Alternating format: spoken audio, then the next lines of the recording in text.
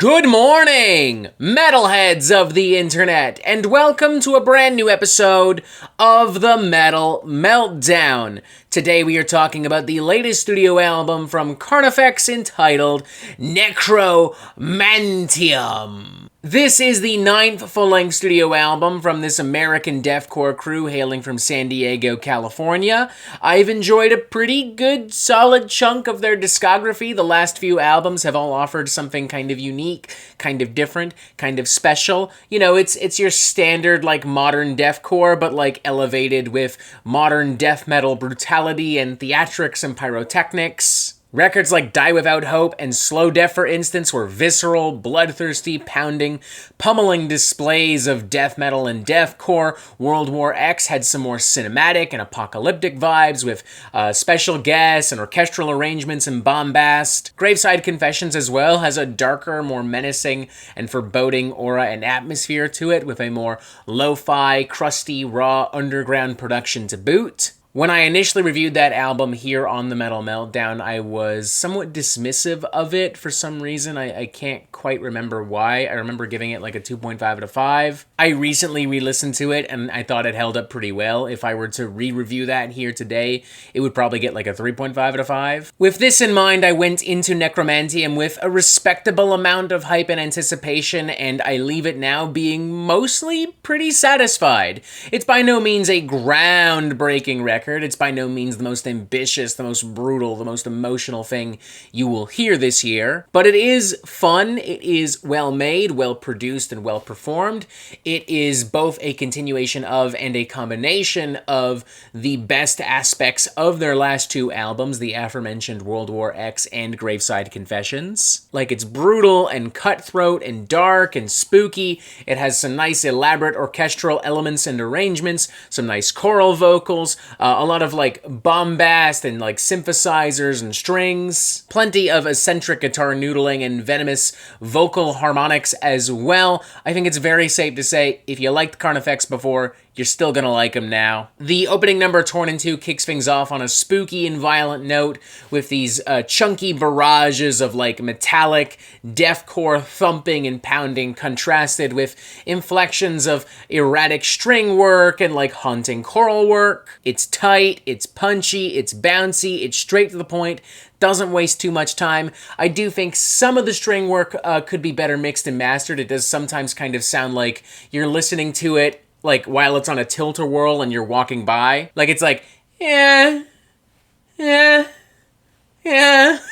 if that makes sense. But, fuck it. It works. Whatever. I'm not really complaining per se. Expanding on this approach, which, side note, I have now decided is dubbed Castlevania Core, cuts like the title track Necromanteum, The Pathless Forest, Crown in Everblack, introduce more string arrangements, more choral work, even organ work. It all kind of feels like Carnifex's take on symphonic black metal and blackened death metal.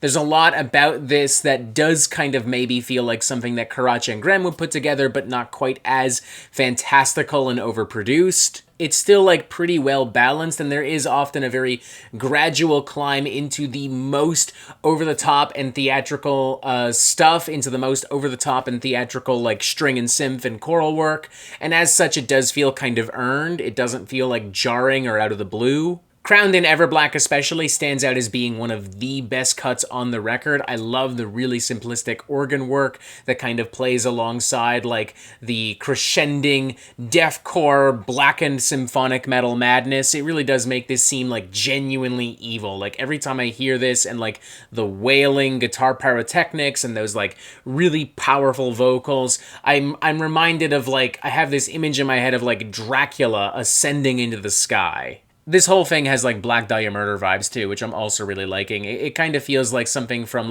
The Ritual or Everblack, but with a symphonic metal coat of paint. How the Knife Gets Twisted is pretty solid as well. I like some of the groovy death metal pummeling, and I like some of the more offbeat chugs later on, coupled with these really howling, harrowing screams. Infinite Night Terror has a deceptively angelic, heavenly opening to it, which I think is really cool, and its eventual climb into more over-the-top, grandiose, like, symphonic, blackened deathcore I think is really cool. Def's Forgotten Children 2, featuring Tom Barber of Chelsea Grin and Lorna Shore fame, is pretty solid as well. Musically, one of the more straightforward cuts on the record, one of the more meat and potatoes-esque cuts on the record.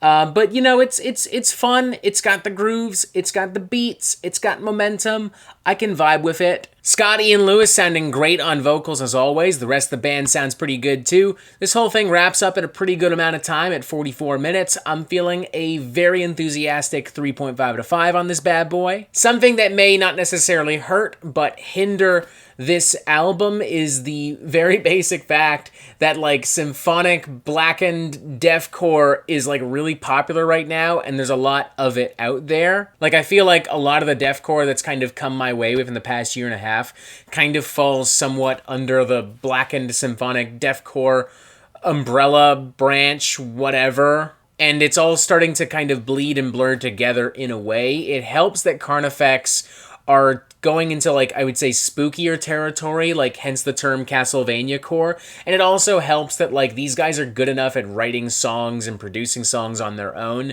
that it still stands out. Like, I wouldn't listen to this and go, I wouldn't listen to this and go, oh man, this sounds like something off the last Lorna Shore record or something off the last Mental Cruelty record or some shit like that. But perhaps if you were just extremely fucking tired of this particular take on deathcore, which I know a lot of you are, then yeah, there's probably not much Carnifex could really do to change your mind here. But I do think if you love Carnifex, and if you do kind of like what's been going on in the modern deathcore scene, and you're not tired of it, and you're looking for a fun, spooky twist on it just in time for Halloween, Necromanteum will satisfy nicely. I personally wouldn't have minded a few more twists and turns in the actual songwriting department as the album went on, especially near the end. I was kind of predicting where the album was going to go, but I was still enjoying myself. I stand by my enthusiastic 3.5 out of 5. Check it out. It's pretty good. And that is it for the Metal Meltdown. I'm not an expert, nor do I claim to be. So what do you think? Do you like this record? Do you not like this record? And what do you want to hear from me